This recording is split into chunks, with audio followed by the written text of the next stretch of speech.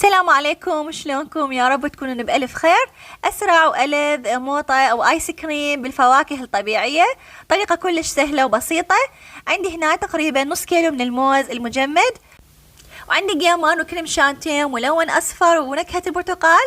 راح أخلي الموز المجمد ويا كريم الشانتيه بمحضرة الطعام، ونص علبة جيمر ولون أصفر ونكهة برتقال كلش طيبة، وبعدين أخلطه بالمحضرة، وبعدين أقلبه ووراها مرة ثانية هم أخلطه.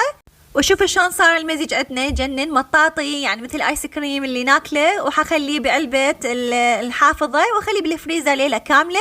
وهنا راح ابلش بالايس كريم الفراولة.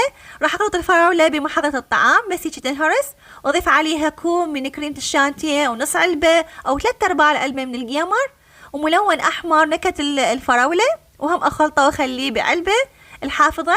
راح اتركه ليلة كاملة، وثاني يوم راح اقدمه. هنا عندنا 3 علب من الموطة، شوفوا شلون حلوة وتشهي. راح اجيب هاي الاداة مال ايس كريم او الايس سكوب، المي حار نشفتها بالكلينس، وقدمت هاي الكرات بالايس كريم الطيبة وللشهي بمواد بسيطة وفواكه طبيعية.